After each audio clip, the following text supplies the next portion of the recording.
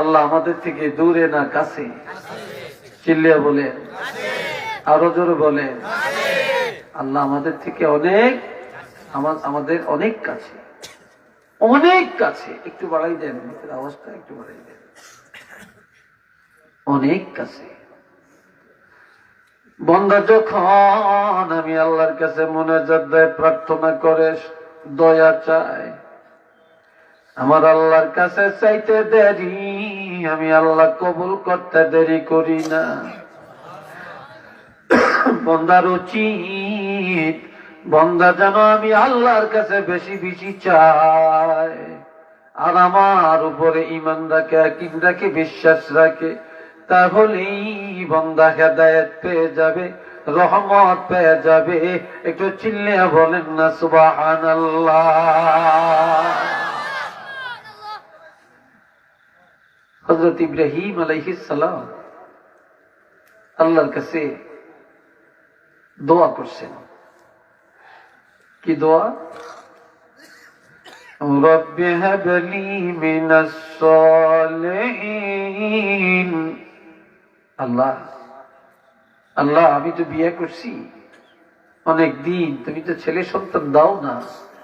আল্লাহ তুমি আমাকে একটা নেক সন্তান দাও, একটা সুসন্তান দাও, দিনদার সন্তান দাও, একটা আল্লাহওয়ালা সন্তান দাও।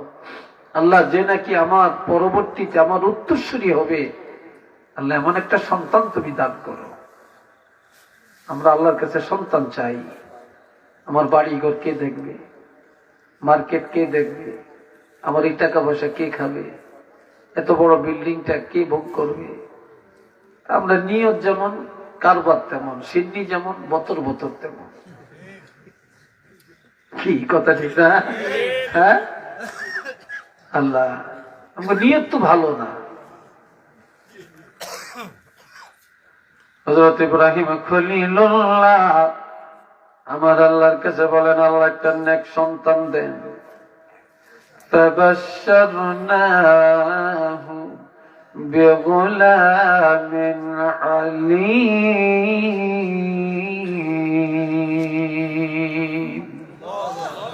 আমার আল্লাহ বল, সাথে সাথে দেরি করেন না।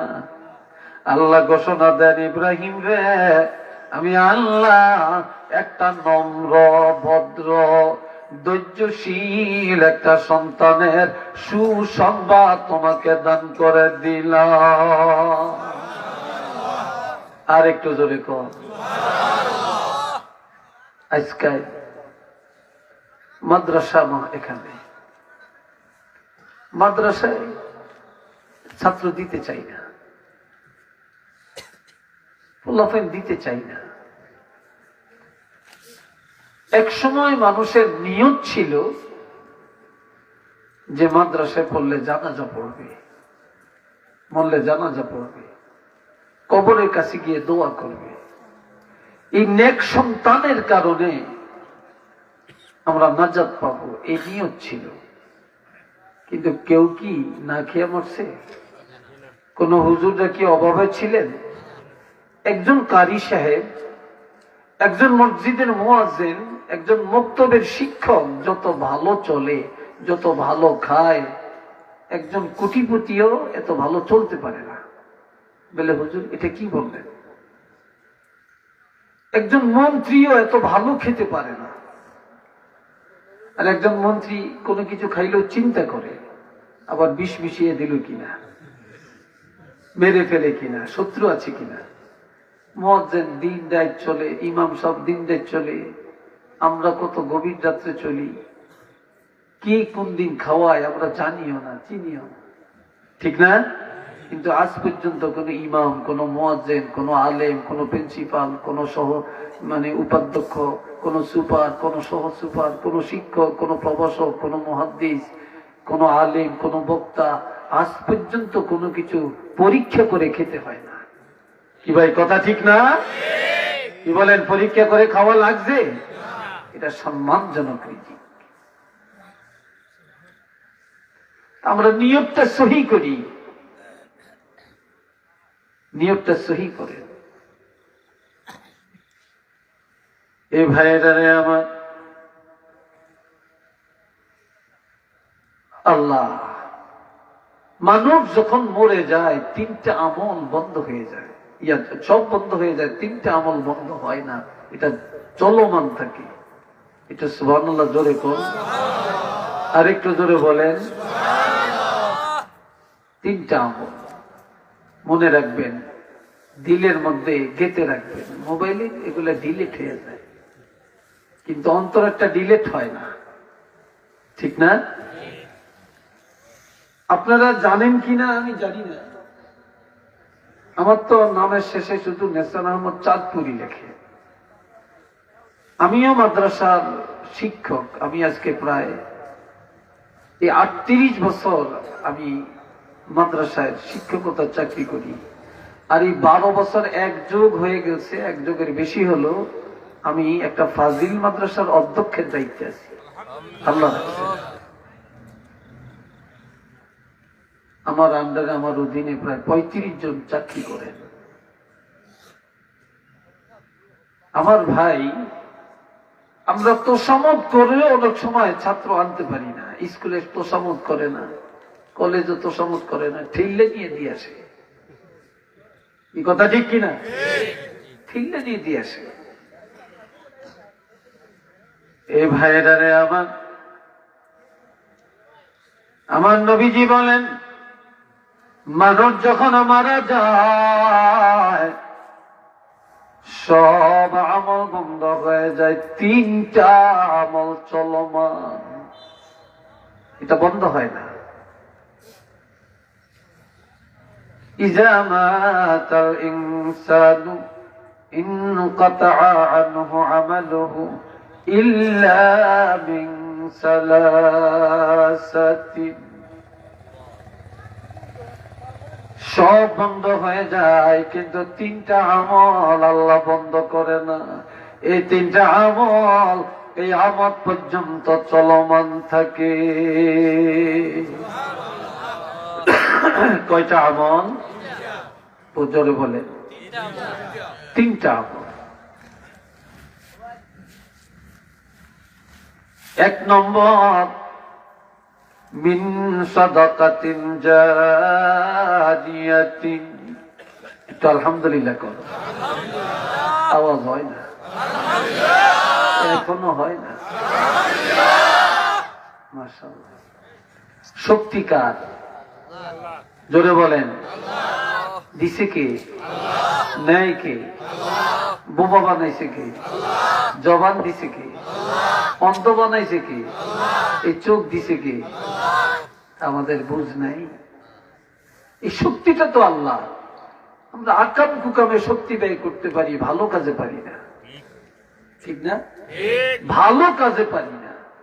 মারামারি একটা লাগিয়ে দেন, ঠেলা রে ঠেলা, খাইয়া লাগে কি, ঠিক না? কিন্তু ভালো কাজে নেই। আমার রাসূল বলেন, মানুষ মারা যায় সব আমল বন্ধ হয়ে যায়, কিন্তু তিনটা আমল বন্ধ হয় না। তার মধ্যে এক নম্বর হলো সদকা। যেটা বলেন কি? যেই সদকাটা চলমান থাকে, সদকায়ে জারিয়া। মসজিদ, মাদ্রাসা, মুক্ত, রাস্তা, গাছ লাগাইছেন, দিঘি কাটাইছেন, পুষ্কুনি কাটাইছেন, টিউবওয়েল বসাইছেন, এগুলো সব সদকা। রাসূল আরেক হাদিসে বলছেন, কুল্লু মারুফিন সাদাকা। প্রত্যেকটা ইমানদারের প্রত্যেকটা নেক আমল একটা সদকা। সুবহানাল্লাহ। প্রত্যেকটা নেক আমল কি? একটা সদকা।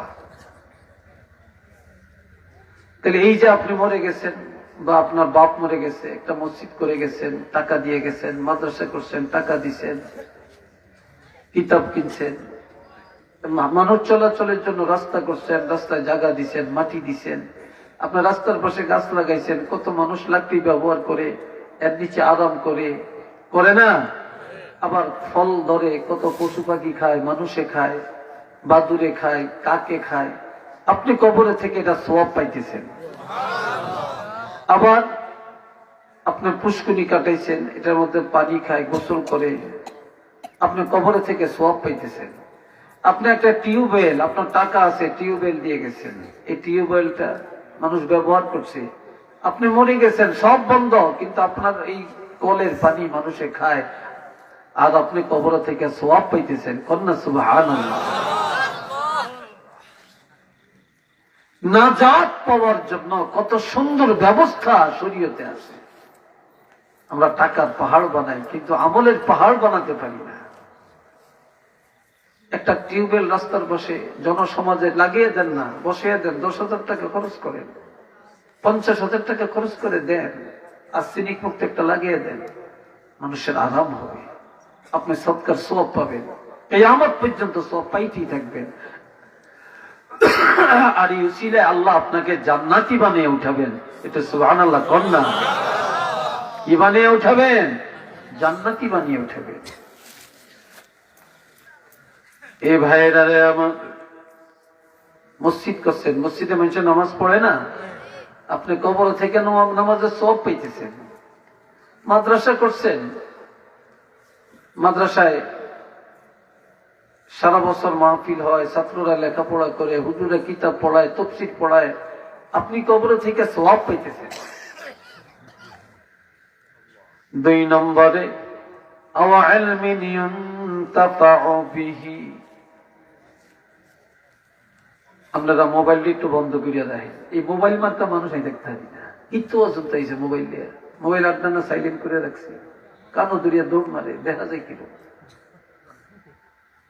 হ্যাঁ, মোবাইল সব সাইলেন্ট করে। এ ভাইয়েরা নে আমার, দুনিয়াতে কেউ যদি ইলম অর্জন করিয়া একটা কিতাব লিখে যায়, এই কিতাব পড়ে পড়ে মানুষ যদি আমল করে, তাহলে কবরে থাকিয়া সওয়াবটা পাবেন। অথবা আপনি আলেম না, কিতাব লিখতে পারেন না, মাদ্রাসায় আপনি 10 কিতাব কিনে দেন, ছাত্ররা লেখাপড়া করবে, হুজুরা কিতাবটা দেখে মুতালিআ করে ক্লাসে যাবে, আপনি কবরে থাকে আর এটার সওয়াব পেতে থাকবেন। কত গরিব ছেলে মেয়ে কিতাব পড়ে, লেখাপড়া কিতাব কিনে লেখাপড়া করতে পারে না, আপনি 10-20 কিতাব কিনে দেন, একটা বুখারী শরীফ, সিয়াসত হাদিস কিনে দেন, এটা পড়ে পড়ে ছাত্ররা আলেম হবে, আর কবরে থেকে আপনি সওয়াব পাবেন। শুধু সওয়াবই পাবেন না, আল্লাহ আপনাকে ক্ষমা করে জান্নাতের জন্য কবুল করে নিবে।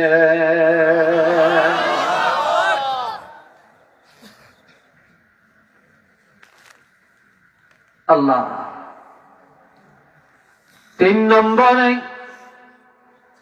আওয়ালাদিন সালিহিন ইয়াদউ লাহ। দুনিয়াতে আপনি একটা সুসন্তান, নেক সন্তান রেখে গেলেন, নামাজি ছেলে, আলেম ছেলে, দিনদার ফরেজগার একটা ছেলে রেখে গেলেন। আপনার এই ছেলেটা মৃত্যুর পরে বাবার জন্য দোয়া করলো, মার জন্য দোয়া করলো, বাবার নামে দান করে, মার জন্য নাজাতের জন্য দান করে। এমন লোকটা এই সন্তানের দোয়া কবরে থাকিয়া পাবে। শুধু পাবে না, এই সন্তানের দোয়ার কারণে আল্লাহ পাক এই সন্তানের মা বাবাকে কবরে ক্ষমা করে জান্নাতের ব্যবস্থা করে দিবে। চিল্লিয়ে বলেন আল্লাহু আকবার। আর একটু জোরে কোন। বনি সালমা গোত্রের একটা যুবক, হুজুর এটা কিতাবে পড়ায়, মিশকাত শরীফ, বাবুল আদাব, কিতাবুল আদাব, বাবুল বিররে ওয়াস সিলা। বলেন, অনেক হুজুর এখানে আছেন, আলেমরা আছেন, সুপার সব আছেন, সুপার সব আছেন, ওনারা কিতাবে পড়ান, হাদিসে। একটা বনি সালমা গোত্রের একটা যুবক ছেলে একদিন কান্তা কান্তা রাসূলের দরবারে আসলেন, নবীর দরবারে আসছেন। সবাই চাচ্ছেন তো আমার দিকে, কথা শুনেন তো। রুকু রুকু কাছে গিয়ে ভাই ওয়াজ করি, আমি কাজ দেয়া রাখছি। আল্লাহ, এই রাস্তায় এত মানুষ কেন? আপনারা কি মাহফিলে বসতে মনে চায় না? চায় না মাহফিলে বসতে? কেন দাঁড়িয়ে কথা বলেন? আল্লাহ, একটু দরুদ পড়েন। সাল্লাল্লাহু আলা মুহাম্মদ সাল্লাল্লাহু আলাইহি সাল্লাল্লাহু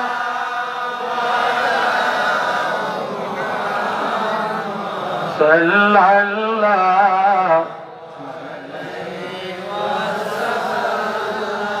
সবাই আওয়াজ দিয়ে বলেন আলহামদুলিল্লাহ। এই বনি সালমা গোত্রের ও যুবকরা খেয়াল করে শুনবা, বিশেষ করে যুবকরা কানতে কানতে নবীজির দরবারে আসছে। এসে বলি, ইয়া রাসূলুল্লাহ, হাল বাকিয়া মিন বাদরি আবাওয়াইয়া শাইউন আবাররুহুমা বিহি বা'দা মাউতিহিমা। ইয়া রাসূলুল্লাহ, আমার মা নাই, আমার বাবা নাই গো, আমার মা বাবারা দুইজনেই কবরে। তবে দুনিয়ায় আমার বয়সের অনেক যুবকেরা তাদের মা বাপ আছে, কত সুন্দর করে আব্বাকে ডাকে, আম্মুকে ডাকে। মা সন্তানের ডাকে সাড়া দেন, বাবা সন্তানের ডাকে সাড়া দেন। কিন্তু আমি এটা দেখে আমার কলিজায় আগুন জ্বলে। আর যদি আমার আব্বা থাকতেন আমি ডাকতাম, মা থাকতেন আমি ডাকতাম, কত আদর সোহাগ পেতাম। আজ আমার বাবা নাই, আমার মা নাই। যুবকদের এটা দেখলে আমার কলিজায় আগুন জ্বলে। ইয়া রাসূলুল্লাহ, তবে আজকে যদি আমার পিতা মাতা থাকতো, এক সময় মা বাপ ছিল কিন্তু আমার ক্ষমতা ছিল না, খেদমত করতে পারি না, চাহিদা মতো খাওয়াতে পারি না, আমি এত গরিব ছিলাম। আজ আমার এত টাকা, এত পয়সা, কিন্তু আমার আব্বা নাই, আমার আম্মা নেই। কিন্তু আমি আর মনে চায় থাকলে খেদমত করতাম, কিন্তু তারা তো নাই, তারা কবরে। নবী গো, আপনি বলে দেন তাদের মৃত্যুর পর খেদমতের কোন রাস্তা বাকি আছে কি না? মৃত্যুর পরে কোন খেদমত বাকি আছে কিনা? নাম। নবী বললেন, তোমার মা নাই, তোমার বাপ নাই, অন্যেরা মা বাপকে ডাকলে আব্বু আব্বু, আম্মু আম্মু বলে ডাকলে তোমার কলিজা আগুন জ্বলে। তবে তোমার মা বাপ না থাকলেও খেদমতের দরজা আল্লাহ বন্ধ করেন না। সুবহানাল্লাহ, কোন না? এই আরে জোরে কোন? খেদমতের দরজা খোলা। 5টা খেদমত রাসূল বলছেন। জোরে বলেন, কয়টা খেদমত? 5টা খেদমতের কথা বলছেন। এরা দুইজন কি করতেছে? পিঠে যায়, আবার আরেকজনের অপেক্ষা করে, পিছনে চায় ও উঠছে কিনা। আরে তোমাদের মতো লোক ওয়াজ না শুনলে কি হবে? তামসা করার জন্য এখানে। এ ভাইরা আমার, আমার নবীজি বলেন 1 নম্বরের খেদমত হলো আসসালাতু আলাইহিমা। মা বাবার ইন্তেকালের পর বেশি বেশি করে তাদের জন্য দোয়া করা। কি করা? এই জোরে বলেন, কি করা? বেশি বেশি দোয়া করা। রব্বিরহামহুমা কামা রব্বায়ানি সগীরা। আল্লাহ, এই আমার রব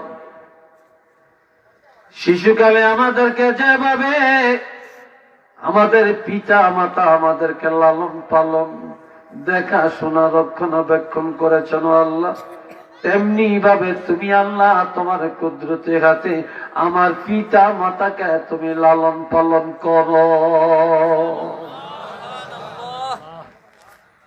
মা বাপের জন্য দোয়া না করলে আপনার এই দোয়া আল্লাহর দরবারে কবুল হবে না। দুরূদ শরীফ না পড়লে মুনাজাত কবুল হবে না। এই জন্য প্রথম খেদমতটা হলো বেশি বেশি তাদের জন্য দোয়া করা, তাদের জন্য দোয়া করা। যত দোয়া করবেন খেদমতের সওয়াব পাবেন, যত বেশি দোয়া করবেন মা বাবার রুহানি দোয়া পেয়ে যাবে। আজকাল এমন মানুষও আছে বাবারে কবর দিয়া মারে মাটি দিয়া এই যে গেছে 10 বছর হয়ে গেছে কবরের কাছেও যায় না। কথা ঠিক না? হ্যাঁ, 50 বছর হয়ে গেছে কবরের কাছেও যায় না। আমার মাদ্রাসা আমার একজন শিক্ষক সহকারী মৌলভী, ওনার বাড়ি একজন লোক মারা গেছে। মৃত্যুর পরে যে মারা গেছে তার একটা ছেলে ব্যারিস্টার, এখন বাবার জানাজা পড়ার জন্য আসছে। ছেলে মেয়ে বৌজি নিয়ে ঢাকাতে থাকে। আজকে বাবা মারা গেছে, বাবাকে মাটি দিতে আসছে। বাবার জানাজার পরে কবর দেওয়া হয়ে গেছে। এখন এই লোকটা কবরের কাছে বাপের কবর ধরে খালি কান্নাকাটি করছে। যত মানুষ টানাটানি করে চলেন আসেন বাড়িতে আসেন, উনি যাচ্ছেন না। পরে বলে আপনি এইভাবে কাঁদেন কেন, ব্যাপারটা কি? তখন কেঁদে কেঁদে বলে আমি পড়া কপাম, আমি এত লেখাপড়া করলাম, আমি একজন ব্যারিস্টার হলাম, আমার তো লেখাপড়ার অভাব নেই, জ্ঞানের অভাব নেই, তবে আমি আমার এই লেখাপড়ার আজকে কোনো দাম নাই, কোনো দাম নাই। বলে কেন? আমার বাবার জানা যায় প্রথম নিয়ত করে তাকবীরটা দেওয়া হলো, এটা পারলাম। দ্বিতীয়বার সানা পড়ে তাকবীর দিল, সানাও পড়লাম। এরপর তাকবীর হয়ে গেল, এরপর দুরূদ শরীফ পড়লাম, তাকবীর দিল, এটাও পারলাম। এরপর আল্লাহুম্মা গফিরলি হাইয়িনা ওয়া মাইয়িতিনা ওয়া শাহিদিনা, এই যে দোয়াটা, এই দোয়াটা আমি আমার বাবার জন্য পড়তে পারলাম না, এই দোয়াটা একটু আমি পারি না।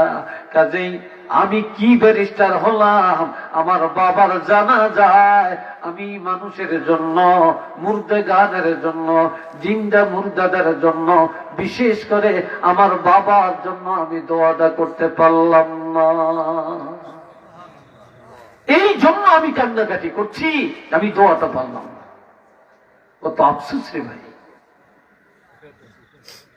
কত সন্তান ফেসবুক জানে, ইন্টারনেট জানে, ইউটিউব চালাইতে জানে, প্রোগ্রাম জানে, এটার থেকে ওইটা, এটা তো খালি টিভি, এটাতে এটা, এটাতে ওইটা খালি নিয়ে যায়। ছোট ছোট বাচ্চারা কত প্রোগ্রাম জানে, কত প্রোগ্রাম জানে, কত কিছু জানে। আমরা ঈদের নামাজের নিয়ত জানি না, ঈদের তাকবীর 3 বার না 4 বার না 5 বার এটা জানি না, তারপরে কি পড়তে হয় এটা জানি না, মানুষ মারা গেলে কি করতে হয় জানি না, জানাজা কেমনে পড়তে হয় জানি না, আমরা সূরা ফাতিহা সহিভাবে জানি না, আল্লাহর কোরআন পড়তে জানি না, আমরা একটা হাদিস জানি না, একটা মাসালা শিখি না। আমরা সব জানি কিন্তু আমরা আসলটা জানি না। আমরা কোন কোয়ালিটির মুসলমান?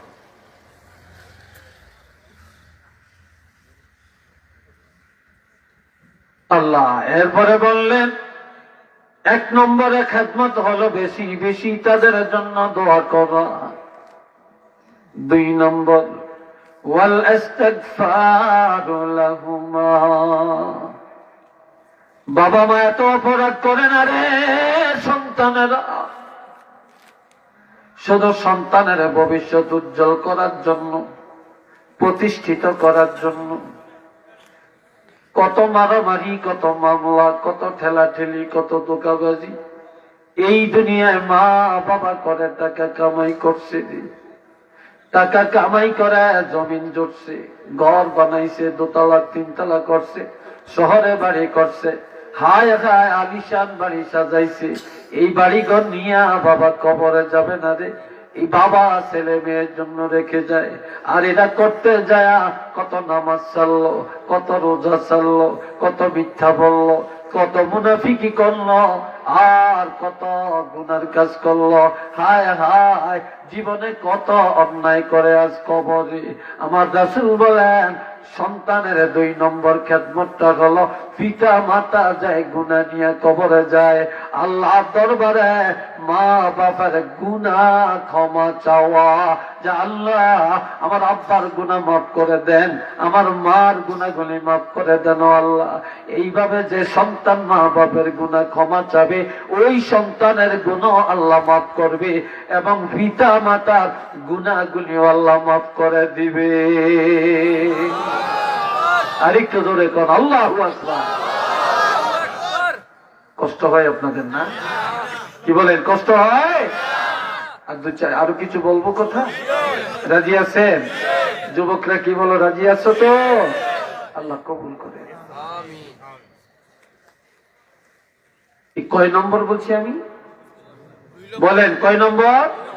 2 নম্বর। 3 নম্বর খেদমতটা হলো وإنفاذ عهدهما من بعدهما। পিতামাতার ইন্তেকালের পরে তারা যদি ঋণগ্রস্ত হয়ে যায়, ওই ঋণ আদায় করে দেওয়া, অথবা কোন ওসিয়ত করে গেলে সে ওসিয়ত গুলি পূর্ণ করা। 4 নম্বরের খেদমতটা হলো ওয়াসিলাতুর রাহিমিল্লাতী লা তুসালু ইল্লা বিহিমা। মা বাপ যে আত্মীয় স্বজন রেখে গেলেন, আপনার বোন ভগ্নিপতি, আপনার ফুফা ফুফি, ফুফাতো বোন ফুফাতো ভাই, খালা মামা চাচা, এরপরে এই যে আপনার আত্মীয়, তাদের রেখে যাওয়া আত্মীয়, এই তাদের মৃত্যুর পর তাদের রেখে যাওয়া আত্মীয় স্বজনের সাথে সৎ আচরণ করা, বোন ভাগিনার খোঁজ খবর নেওয়া, দুঃখে সুখে তাদের পাশে থাকা, তাদের রেখে যাওয়া আত্মীয় স্বজনের সাথে যদি আপনি সম্পর্ক রাখেন, পিতা মাতার খেদমতের সওয়াব পাবেন, রূহানি দোয়া পাবেন, আপনার রুজির মধ্যে বরকত হবে, হায়াতের মধ্যে বরকত হবে, আমলের মধ্যে বরকত হবে, আল্লাহর খাস রহমত আপনার উপরে নাজিল হয়ে যাবে। একে চিল্লে বলেন না সুবহানাল্লাহ।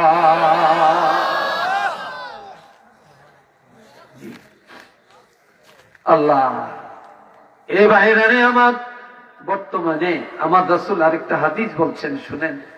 قال رسول الله صلى الله عليه وسلم من كان يؤمن بالله واليوم الآخر فليكرم ضيفه وجاره। খুব খেয়াল করবেন, খুব খেয়াল করবেন হাদিসটা। আমলের নিয়তে শুনেন তো? কথা বলেন, আমলের নিয়তে শুনেন তো? আমি শুধু গলাবাজি করতে আসি নাই, আমিও যেন আমল করতে পারি, আপনারাও আমল যেন করতে পারেন, আল্লাহ যেন এই তৌফিকটা দান করেন। আওয়াজ দিয়ে বলেন এ বাপজান আমার। নবীজি বলেন, যারা আল্লাহকে মানে, আখিরাত বিশ্বাস করে, তাদের উচিত তারা যেন মেহমানের সম্মান করে, আত্মীয় স্বজনের সম্মান করে, তারা যেন প্রতিবেশীর হক আদায় করে। আজকাল অনেক ধনী মানুষ ভালো খায়, ভালো জায়গায় ঘুমায়, কত প্রতিবেশী টাকার জন্য চিকিৎসা হতে পারে না, টাকার জন্য মেয়ে বিয়ে দিতে পারে না, টাকার জন্য ভালো ঘর করতে পারে না, ছেলে মেয়ে নিয়ে ভালো খাবারের আয়োজন করে খেতে পারে না, ঈদের সময় আয় কত কষ্ট রে, বাচ্চারা কান্দে, একটা টাকা বাচ্চারা হাতে দিতে পারে না। যে ধনী সমাজের প্রতিবেশীদের খোঁজ খবর রাখে, তাদের চাহিদা মিটায়, আমার রাসূল বলেন আল্লাহ ওই ধনীর দুনিয়া আখিরাতের চাহিদা মিটাবে। একটু মারহাবা কোন, আলহামদুলিল্লাহ বলেন।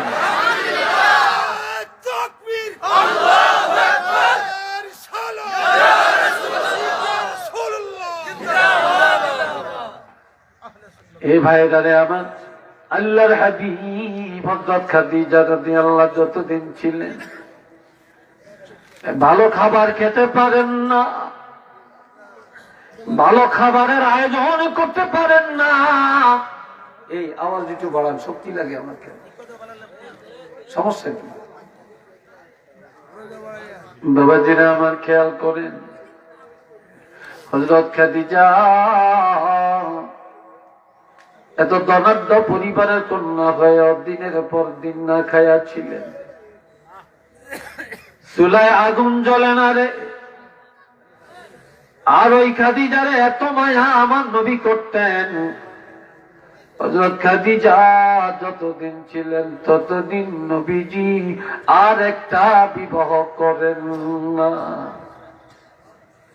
ওই খাদিজার ইন্তেকালের পরে যখন আয়েশা সিদ্দিকাকে বিয়ে করলেন, হযরত আয়েশা সিদ্দিকা রাদিয়াল্লাহু ঘরে সুন্দর সুন্দর সুস্বাদের খানা তৈরি করে হযরত আয়েশা সিদ্দিকা ওই খাবার আমার নবীর সামনে উপস্থাপন করলেন। নবীজির সামনে ভালো ভালো খাবার, নবী খানার দিকে তাকায়া চোখের পানিগুলো ছেড়ে কাঁদে।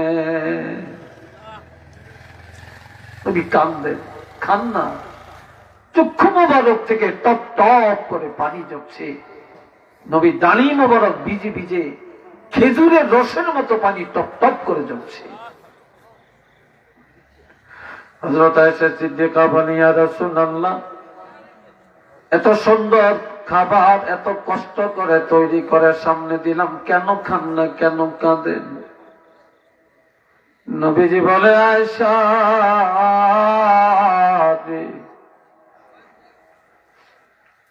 আমার খাদিজা যতদিন ছিল এত সুস্বাদার খানা, এত সুন্দর খানা কোনদিনই খাইয়া যেতে পারে না। আজ আমার খাদিজা নাই, আমার ঘরে ভালো খাবারের অভাব নেই। ওই খাদিজার কথা মনে পড়লে নবী ভালো ভালো খানা গুলো মুখে দিতেন না, খাইতেন না। নবীজি কাগজের মধ্যে কিছু খাবার পোলটা বানতেন, পোলটা বেঁধে ওই খাবার দিয়া খাদিজা আত্মীয় কে কোথায় আছে তাদের বাড়িতে যাইতেন। তাদের বাড়ি যায়া আজ নবীর স্ত্রী খাদিজা নাই রে, ওই খাদিজা আত্মীয় স্বজনের ভালো ভালো খানা গুলি খাওয়াইয়া এরপরে আল্লাহর হাবিব নিজে খাওয়া দাওয়া করতেন। আত্মীয় স্বজনের না খাওয়াইয়া নবী কোনদিন খাইতেন না। একটু চিল্লে বলেন না সুবহানাল্লাহ। হায় হায় আমার প্রাণের মায়া, আজ আত্মীয় স্বজনের সাথে আমরা সম্পর্ক রাখতে চাই না রে। নবী বলেছেন, মা বাবা রেখে যাওয়া আত্মীয় স্বজনের সাথে যারা সম্পর্ক রাখে আল্লাহ সম্পর্ক তার সাথে থাকে, আর সম্পর্ক যারা ছিন্ন করে দেয় আল্লাহর সাথে সম্পর্ক ছিন্ন হয়ে যায়। হ্যাঁ, কষ্ট হয় আপনাদের না? কি বলেন, কষ্ট হয়? আল্লাহ সবাই মহব্বতে উচ্চ আওয়াজ একবার বলেন আলহামদুলিল্লাহ। আরেকটু জোরে কোন। তবে অনেকগুলি মহিলা অনেক ভালো, অনেক ভালো, অনেক ভালো, মেহমান ভাগ করে না, স্বামী জানে না মহিলারা মেহমানের ইজ্জত করতে জানে, স্বামী বাজার করে দেয় এইটুকু। আবার অনেক মহিলারা মেহমান ভাগ করে, মহিলার দিকের মেহমান যদি হয় মহিলা কলিজা কেটেও যেন খাওয়াতে চায়। স্বামীরে পুষলে বোয়াল মাছ কিনায়, ইসা মাছ কিনায়, ইলিশ মাছ কিনায়, গরুর গোস্ত খাসির গোস্ত কিনায়, দেশি মুরগ কিনায়, এরপরে ভালো ভালো খানা খায়, 1 দিন 2 দিন 10 দিন বেড়ালো আপত্তি নেই। আর স্বামীর দিকের মেহমান, স্বামীর ভাই, স্বামীর বোন, স্বামীর ভগ্নিপতি, স্বামীর ভাগিনা ভাগ্নি, স্বামীর ফুফা ফুফি, স্বামীর খালা খালু, এরা স্বামীর দিকের মেহমান।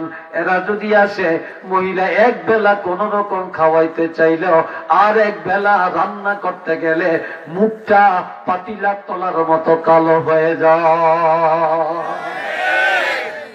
কি কথা ঠিক না?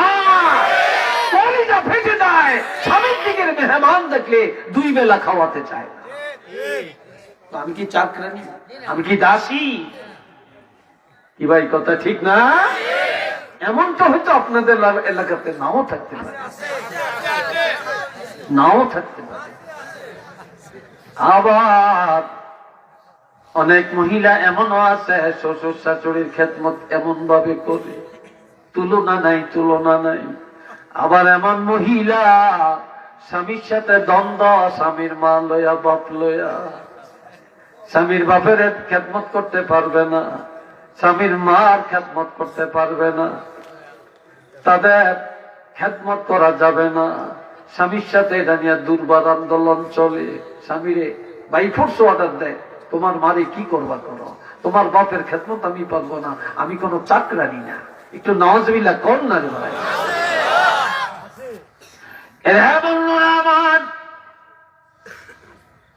আবার এমনও দেখা যায় অনেক মহিলারা শাশুড়ি আম্মার অনেক খেদমত করে। তবে দেখেন, আমরা বিয়ে করছি, আপনারা অনেকে করছেন এবং করবেন। দোয়া করি যারা করেন না, আল্লাহ যেন দিনদার স্ত্রী তাদের নসিবে আল্লাহ মিলাইয়া দেন। আর একটু জোরে কর, আরো জোরে কর। অনেক মিলার লাগে না, যেই মোবাইল যুগ আছে কেমনে কেমনে নিজেরটা নিজেরই মিলিয়ে নাই। কথা ঠিক না? এদিনের পুরা কপাল, এদিনের জীবন সার্থক হয় না, সফল হয় না। আপনি বিয়ে করছেন, সভাপতি সাহেব করছে, উনি করছে, আমি করছি, আরো কত করছেন, করছেন না? কিন্তু ভাইয়েরা সব মহিলা না। অনেক মহিলা আপনার স্ত্রী, আপনার শ্বশুর শাশুড়িরা আপনি যেমন মায়া করেন, সুন্দর করে ডাকেন, ভদ্র আচরণ করেন, তারা আসলে যেভাবে ইজ্জত করে খাওয়ান, কিন্তু আপনার স্ত্রী, শ্বশুর আর শাশুড়ি, আপনার আব্বা আম্মা, আপনার মা বাপ, আপনার স্ত্রীর শ্বশুর শাশুড়ি, কিন্তু আপনি আপনার শ্বশুর শাশুড়ি, আপনার বউর মা বাপের ইজ্জত যেভাবে করেন, আপনার মা বাপের ইজ্জত আপনার বউ তার 16 ভাগের 1 ভাগও করতে জানে না। এই কথা ঠিক না? এই তো আমাদের সমাজ। এক বেটায় আর নাতি, দাদায় আর নাতি, এই দাদায় নাতি রাস্তা দিয়ে যায়, দাদায় বুড়া তো গুজা হয়ে না, গুজা হয়ে গেলে তখন ও ধনুকের মতো দেখা যায়, ঠিক না? তো এই নাতি রহস্য করে দাদাকে বলছে, দাদা আপনার ধনুকটার দাম কত? ধনুক বুঝুন তো, ধনুকটার দাম কত? এখন দাদা এই দিক দেখে ওই দিক দেখে, ধনুক তো নাই। নাতি আমারে বললো ধনুকের দাম কত? হঠাৎ মনে পড়ছে যে হায় রে, আমি যে গুজা হয়ে গেছি, এই জন্য না নাতি আমারে ধনুক বানাইছে। এবার কয় নাতি রে, আমার ধনুকের দাম জেগে লাভ নাই, অপেক্ষা করো, অপেক্ষা করো, কিছুদিন পরে এরা মান নেই পাওয়া যাবে। মান নেই পাইবা, টাকা লাগতো না, বিনা টাকাই পাওয়া যাইব। অর্থাৎ তুমিও একদিন বুড়া হইবা, তুমিও বুঝা হইবা, এটা পয়সা লাগতো না। যেই মহিলারা মেহমানের ইজ্জত করে না, শ্বশুরের দাম দেয় না, শাশুড়ির দাম দেয় না, যেই মহিলা, ও মহিলা যেন অপেক্ষা করে, অপেক্ষা করে, অল্প কিছুদিন পরে এটা এমনি এমনি তার উপর তার ঘাড়ে আইসা চাপাই। এই কথাটা ছিল বলে, তার ঘাড়ে এটা আসবে, আসবে।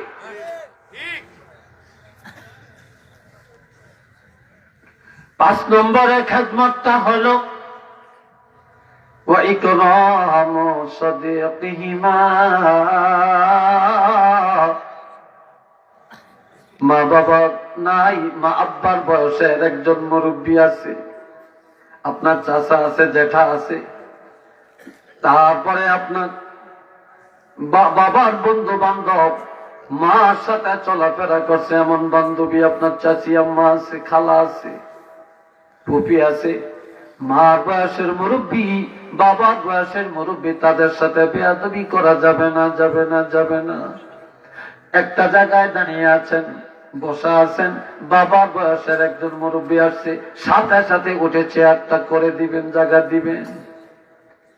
আপনি গাড়ি ঘোড়ায় যাচ্ছেন, আপনি সিট নিয়ে বসে আছেন, একজন মুরব্বী দাঁড়িয়ে আছে, কষ্ট হয় আপনার বাবার মতো, ইজ্জত করে আপনি তাকে সিটটা ছেড়ে আপনি দাঁড়িয়ে যাবেন। খাইতে বসছেন, মুরব্বী আছে, আপনি মুরব্বীকে আগে সম্মান করবেন। এইভাবে মা বাপ নাই যাদের, তারা যদি মা বাবার বয়সে, আব্বা আম্মার বয়সের, অথবা তাদের বন্ধু বান্ধবের সম্মান করে, ইজ্জত করে, পিতা মাতার ইজ্জতের সওয়াব আল্লাহ তাকে দান করে দিবেন। ওই মা বাবা রুহানি ভাবে আরাম পাবেন। একটু চিল্লে বলেন না সুবহানাল্লাহ। আরেকটু জোরে করেন আল্লাহু আকবার। আর দুইটা হাদিস বলবো, ছোট ছোট, তাই ও শেষ। বলতাম কি বলেন? বলতাম।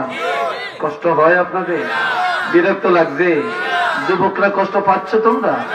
আমার বর্দা দিও না দিস। আমি মুসাফির, বিদেশ থেকে কত দূরের থেকে আসছি। সিলেটের মানুষ মায়া করে, মহব্বত রাখে, এই জন্য আসি। তাহলে আমার বয়সে, এই বয়সে এত দূরে আইসা মাহফিল করা খুব কষ্টকর। আমার চাঁদপুরে, কুমিল্লাতে, নোয়াখালীতে প্রোগ্রামের অভাব নাই। আমি শুধু সিলেটে আসি একটু মায়ার কারণে, আর কিচ্ছু না। একটা যুবক ছেলে বিয়ে করছে, যুবকটা শুনো, যুবক ছেলে বিয়ে করছে, কিন্তু বিয়ে করার পরে বাপ ছিল অবাধ্য, বাপের রাজি করতে পারে না। আজকাল তো ঠিক অনেক মা বাপের রাজি হয়ে যায়, ছেলে করিয়া লাইছে, করবো নাকি, শেষ পর্যন্ত মাইনা নেয়, আপোষ হয়ে যায়। কথা ঠিক না? আপোষ হয়ে যায়। একটু দুরূদ শরীফ পড়েন মহব্বতে। আমি তো পান খাই, আমরা করে খাওয়াইতাম না। মহব্বতে পড়েন সাল্লাল্লাহ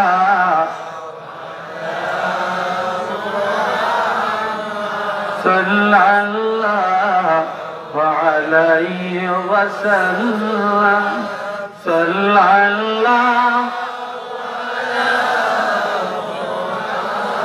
এত মানুষ দাঁড়াইছে কিলে, তারা কই যায়? তোরা কই যাস? আল্লাহ, আমরা কষ্ট হইতেছে, বুঝছি, অজার করতাম না, আর চলতো না। নাই কিছু একটু পান খাই, আপনারা 5 জন দাঁড়াইছেন কিলে, এদের বিচার হোক। হ্যাঁ, হিসাবে দেখছি। হ্যাঁ, হিসাবে হাজর। এটা দরে কেমনি?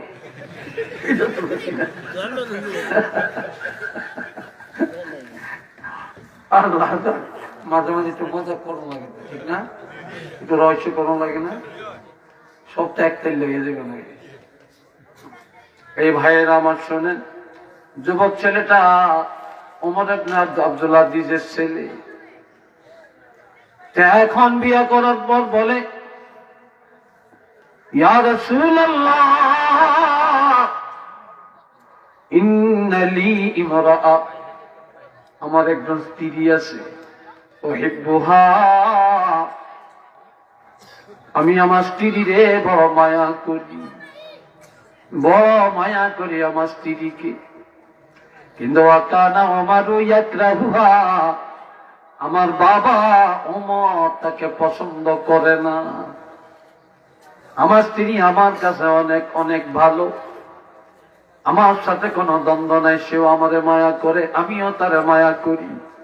কিন্তু আমার বাবা ওমর তাকে পছন্দ করে না, বরং আমার বাবা ফাকালালি তাল্লাকাহা, আমার বাবা আমাকে ডাক দিয়ে বলে, ছেলে রে, ও ছেলে, ও ছেলে,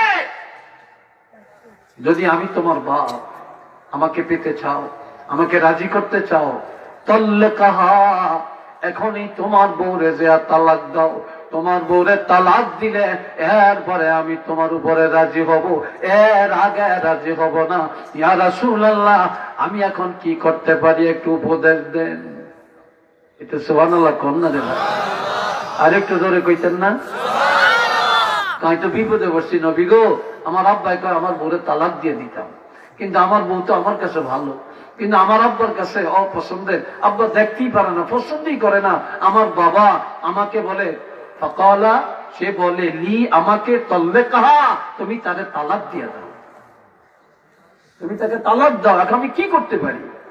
নবী তার দিকে তাকিয়ে বলে তুমি কি বেহেশত চাও না তোমার বিবিকে চাও? কয় আমি বেহেশত চাই।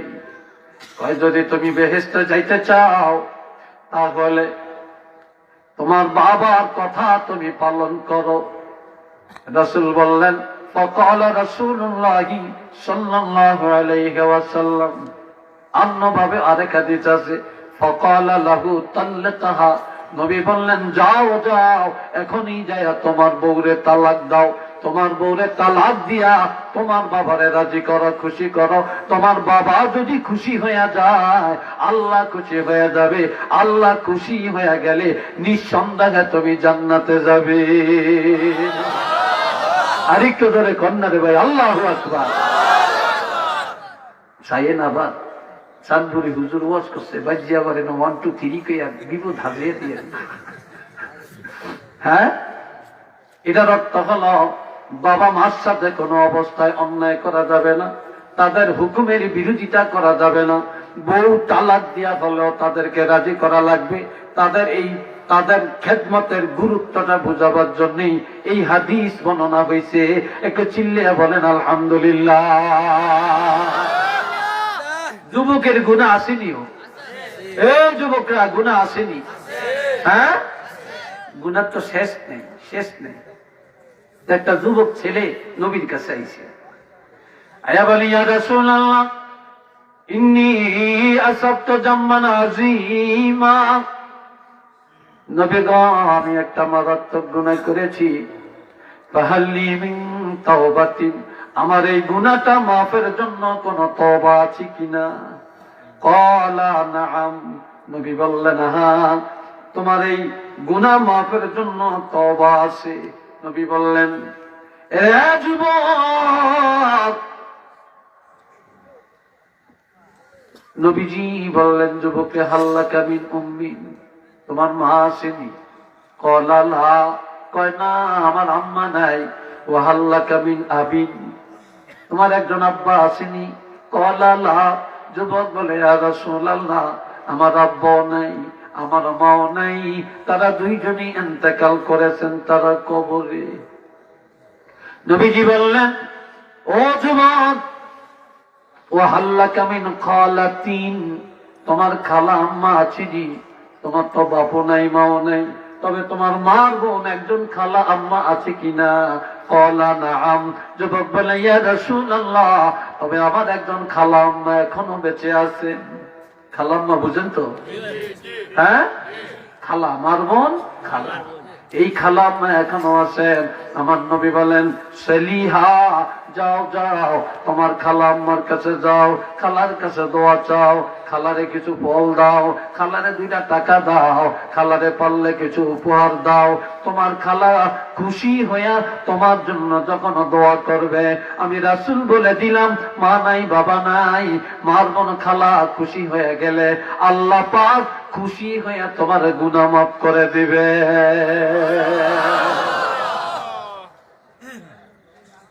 আরেকটা যুবক কাঁদতে কাঁদতে নবীজির দরবারে গেলেন, যে বলে ইয়া রাসূলুল্লাহ ইন্নী আসাবতু যামমান আযীমা, আমি সাংঘাতিক একটা অপরাধ করেছি, ফাহাল্লি মিন তাওবাতিন, আমার এই গুনাহটা কিভাবে আল্লাহ মাফ করবেন? ক্বালা রাসূলুল্লাহি সাল্লাল্লাহু আলাইহি ওয়াসাল্লাম হাল্লাকা মিন আবিন, তোমার আব্বা আসেনি? না। ক্বালা লা, যুবক বলে না না আমার বাবা নাই। ওয়া হাল্লাকা মিন উম্মিন, তোমার মা চিনি না, আমার মাও নাই। ওয়াহাল্লাকা মিন খালাতিন, তোমার মার বোন খালা আসেনি? কলালা, না আমার খালাও নাই। ওয়াহাল্লাকা মিন আম্মিন, তোমার বাবার ভাই, তোমার একজন চাচা আছে কিনা? কি বললেন? তোমার বাবার ভাই একজন খালা, চাচা, তোমার বাবার ভাই, বাপের ভাই কি? জোরে বলেন, বাবার ভাই চাচা আছে কিনা? কলা নাম, আমার একজন ছোট চাচা অথবা আমার একজন বড় চাচা আছেন। নবীজি বললেন সেলহু, সেলহু, এখনই যাও, যাও, দৌড়াও, সেলহু, সম্মান করো। তোমার চাচার সাথে দ্বন্দ্ব করবা না, চাচার সাথে মারামারি করবা না, চাচার অন্তরে ব্যথা দিও না, চাচার সাথে মামলা করিও না, চাচা বাতিটা কোনোদিন হিংসা করিও না। তোমার বাবা নাই, তোমার মা নাই, তোমার বাবার জায়গায় তোমার চাচা, ওই চাচারে বাবার মতো সম্মান করো। তোমার চাচা যদি খুশি হইয়া তোমার জন্য দোয়া করে, আমি রাসূলুল্লাহ বলে দিলাম আল্লাহ পাক তোমাকে ক্ষমা করে দিবে।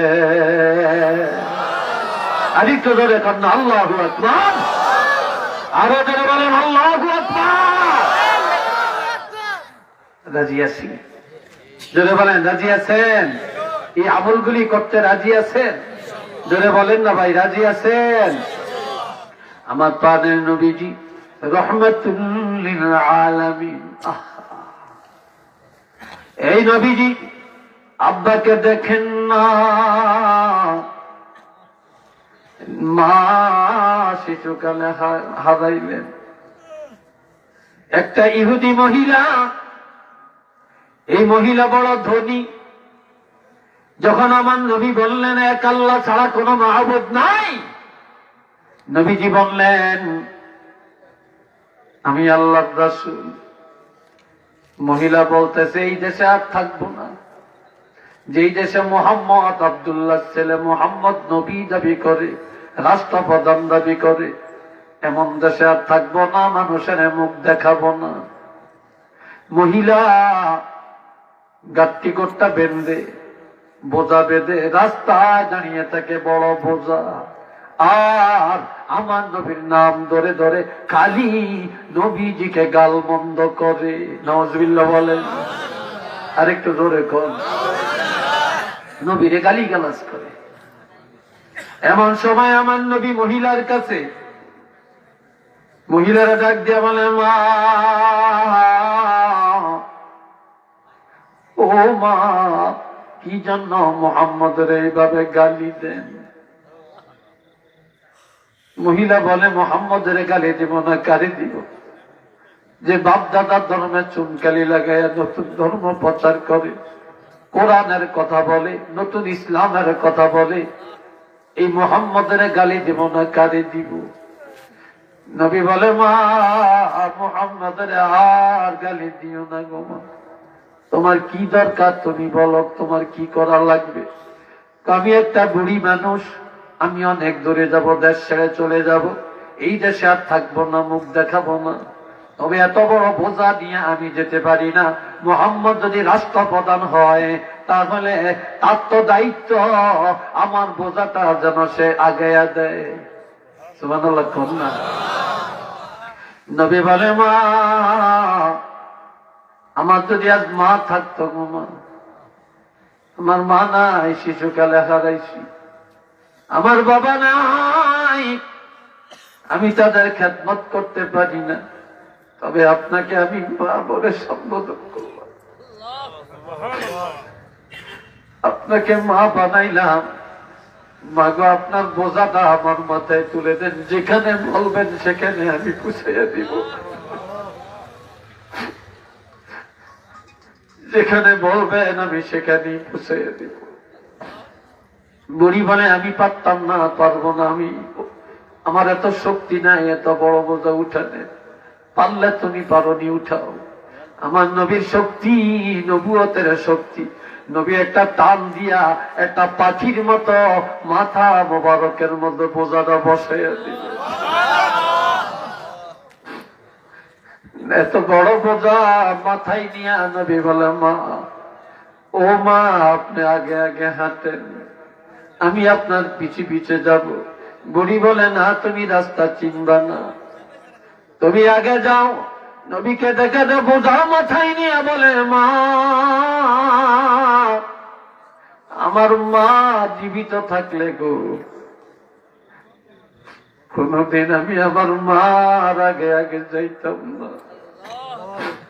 আজকে আমার মা নাই, আপনাকে আমি মায়ের মতো সম্বোধন করলাম, আপনি আমার মা হয়ে আগে আগে যান, আমি আপনার সন্তানের মতো পিছে পিছে যাব। কিছুদূর যাওয়ার পরে ওই মহিলা নবীকে বলে, বাবা, তোমারে চিনি না, তোমার নাম জানি না, মুহাম্মদের রাস্তা প্রদান না হয়ে যদি তুমি হইতে অনেক ভালো হতো, অনেক ভালো হতো। তবে বাবারে, আমার একটা আবদার তুমি রাখবানি। কই কি? কয়, আমার বাড়ি আছে, ঘর আছে, অনেক টাকা পয়সা, আমি এগুলা কাকে দিব? তবে আমার একটা কথা যদি রাখতে পারো, আমার সব কিছু তোমার নামে দিয়ে দিব। কয় কি? কয়, যে মুহাম্মদ এক আল্লাহর দাওয়াত দেন, যে মুহাম্মদ রিসালাতের দাওয়াত দেন, আখিরাতের কথা বলেন, এই মুহাম্মদের কতল করিয়া গর্দান মোবারক আলাদা করিয়া আমার কাছে যদি খবরটা দিতে পারো, আমার বাড়ি ঘর টাকা পয়সা সব আমি তোমাকে দিয়ে দিব। একটু নাউজুবিল্লাহ জোরে কর, আর একটু জোরে কর। দিবানি দিবানি করবানি কাজটা, তুমি পারবা, তোমার বুদ্ধি আছে, শক্তি আছে, মেধা আছে, তুমি পারবা। নবী কান্দে, নবী কান্দে, এখনো বলে না। বলে, মা, ও মা, কোথায় যাবেন? চলেন গো মা, জায়গা মতো বোঝাটা পালাইয়া দেই, এরপরে সিদ্ধান্ত নিব কি করা যায়। বোঝা পালাইয়া দিয়া নবীজি মহিলার হাত হাতে ধরিয়া বলে, মা,